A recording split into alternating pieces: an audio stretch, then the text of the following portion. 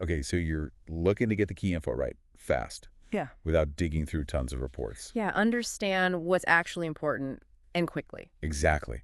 And that's what we're doing today. We're taking a deep dive into India's creative economy. And honestly, the scale is, well, it's pretty surprising. Mm-hmm. We're talking like $30 billion Yeah. as of 2024. It's a serious powerhouse. Absolutely. And that $30 billion, it's not just a random number. Yeah. It really signals how important this sector is for India's whole financial picture and, its future growth. Right. So our mission today in this deep dive is to pull out the most crucial insights about this economy and also get a handle on this big event coming up, Waves 2025. An event that could really push things forward. Potentially, yeah. We've sifted through quite a bit, economic data, info on Waves itself, even checked out some creator perspectives like from the Left Brain Artist YouTube channel. Good mix of sources. So let's kick off with the big picture. What really makes India's creative economy such a big deal? Okay, right. Let's start with its basic contribution. The creative economy makes up nearly 20% of India's total gross value added, or GVA. 20%, wow. And GVA, just quickly. Oh, yes. So Yeah. GVA, it's basically the value of everything produced goods, services, minus the cost of the stuff used to make them. Yeah. So yeah, almost a fifth of India's economic output is from this sector. That's huge. It is. And beyond the money, it's a massive employer, provides jobs for about 8% of the entire Indian workforce. 8%. Still a significant number. And here's something really interesting. The jobs tend to pay quite a bit better. On average, creative jobs pay around 88% more than non-creative ones. 88%. Oh, Almost double. That really says something about the value being created there. it really does. And it's not just a domestic thing, is it? India's creativity is reaching out globally, too. Oh, definitely. If you look back at 2019, India's exports of creative goods and services hit $121 billion. It won $21 billion. Yeah. And again, almost $100 billion, that was just creative services. That put India firmly in the top 10 creative exporters globally. Top 10, okay. And it keeps growing. In 2022, exports grew another 20%, adding over $11 billion just in that year. So India isn't just, importing creativity. It's a major source, exporting it out. Exactly. A real hub. Now, creative economy sounds a bit vague sometimes. What specific areas are we talking about within this sector in India? Right. It's actually pretty diverse. If you look at the breakdown, software services are the biggest piece, around 41.3%. Okay, software. Makes sense? Then you have R&D, research and development, at about 30.7%, followed by things like advertising, market research, architecture, that's about 15.5%. R&D is interesting in there. It is. And when you look specifically at creative goods being exported, design is king. It accounts for a huge 87.5% of those exports. Wow. And don't forget, traditional arts and crafts, they still make up about 9%. It's this blend, high-tech services alongside really traditional skills. That's quite unique to India's scene, a mix of modern and traditional. That's fascinating. And you mentioned something surprising earlier. It's not all concentrated in the big cities. That's a really key point, actually. The creative economy in India is pretty spread out. 6 of the top 10 districts driving the sector are actually non-metros. 6 out of 10. So creativity is flourishing outside Mumbai, Delhi, Bangalore. Exactly. It suggests talent and opportunity are much more widely distributed across the country. Which is fantastic for, Barron's development. And I guess we can't ignore the digital side of things here. That must be huge. Oh, absolutely massive. You've got over 1.1 billion internet users now, 700 million on social media. That digital wave has, it's completely democratized things. Democratize how? Well, creators anywhere, even in small towns, can now potentially reach a global audience directly. No gatekeepers in the same way. It's a huge force multiplier for the whole ecosystem. Right. Makes sense. So, okay, we've got this picture. India's creative economy is big, diverse, growing fast, digitally powered, but its influence spreads wider, doesn't it? Beyond just the creative industries themselves. It really does. Think of it like a catalyst. It sparks things in sectors that might seem totally separate. Like what? Give me an example. Okay, take tech and software. Creative thinking is fundamental for innovation, right? For designing user interfaces people actually like using. Sure. Or manufacturing. Product design, branding, that's all creative input making products desirable. Even healthcare. Healthcare, how? Well, think about patient communication. Creative approaches, good design in apps or information materials can seriously improve how patients engage with their health. Better outcomes. Okay, yeah, I can see that. A well-designed health app versus a clunky one. Big difference. What else? Education, definitely. Creative content, immersive learning, it's changing how people learn. Tourism, heritage sites, they thrive on creative storytelling, engaging experiences. Digital experiences too, I imagine. Absolutely, and maybe most importantly for the future, startups and entrepreneurship.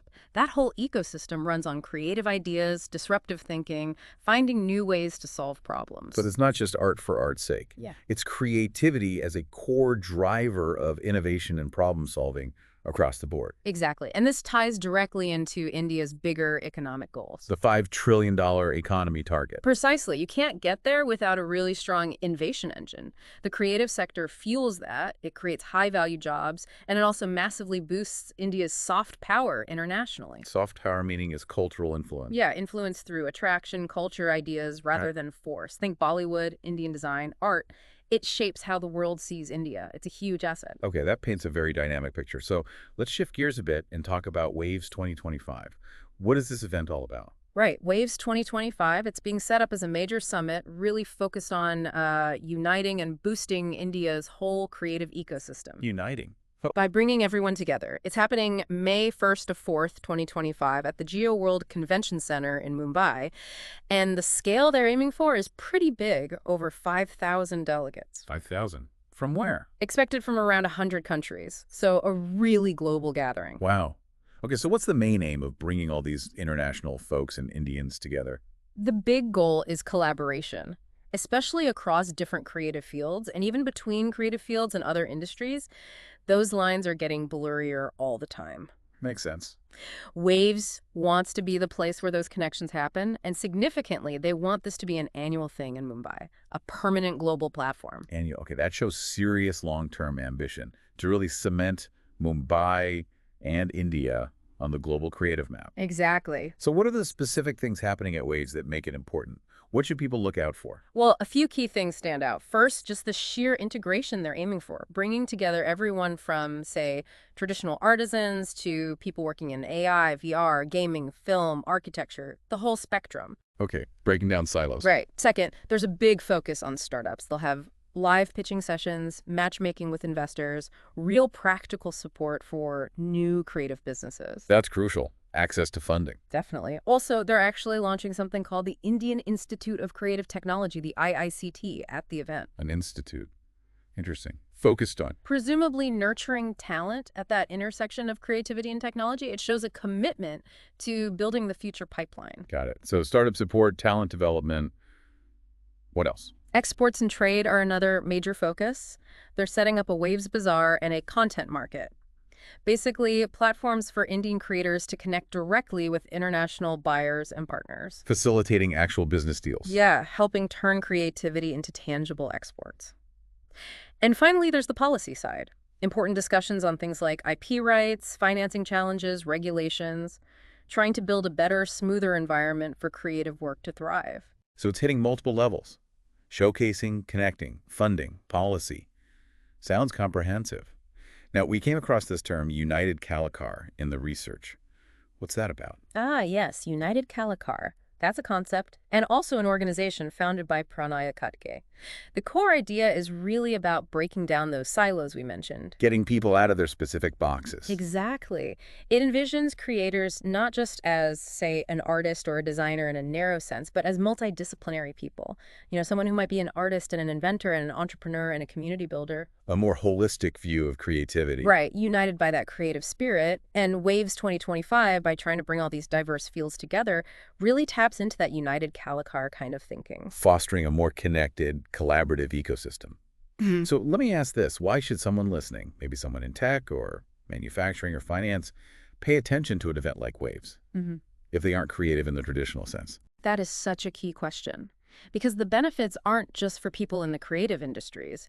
Engaging with something like Waves offers a lot more. Like what? Well, first, just exposure. Exposure to completely new talent pools, fresh ideas that could actually disrupt your own industry. You never know where the next big thing comes from. Okay, spotting innovation early. Second, genuine opportunities for cross-sector collaboration. Imagine combining deep tech expertise with brilliant creative design. What new products or solutions could emerge? Right, that intersection point. Third, it's a chance to really see how creative thinking drives growth, not just in arts, but in business strategy, in problem solving, in building resilience. There are lessons there for any sector. Learning from different approaches. And finally, honestly, it's about being part of the journey. India is positioning itself as a future global creative capital. Understanding that, being connected to it, that has value in itself, no matter your field. So even if you're, say, a healthcare executive or run a logistics company, the energy, the ideas, the connections at Waves could spark something relevant for you. It's tapping into that United Kalakar potential for innovation everywhere. Precisely, those old walls between industries, they're becoming less and less solid. The really exciting stuff often happens right at the intersections. Well, this has been really illuminating, a great deep dive into just how vibrant India's creative economy is and the potential packed into Waves in 2025. Yeah, it's clear it's not just, a nice to have cultural thing. It's a fundamental economic engine. A vital one. So just to quickly recap, we've seen the sheer size and impact of the creative economy in India, how its influence touches almost every other industry, and why Waves 2025 is shaping up to be a really pivotal moment for unity and growth. Definitely a critical driver for India's future. No doubt. So, as you're thinking about all this, here's a final thought. How might this fusion, different creative fields crashing together, mixing with new technologies, how might that spark something totally unexpected in your world? In your work, your interests, maybe in ways we haven't even touched on? What new possibilities could open up from this United Kalakar vision, this breaking down of walls? It's something to consider. And if you want to dig deeper, definitely check out the resources. There's the Waves India website, wavesindia.org, their Instagram page, and that Left Brain Artist YouTube channel, too. Lots more perspectives out there. Absolutely. A whole world of creative potential to explore.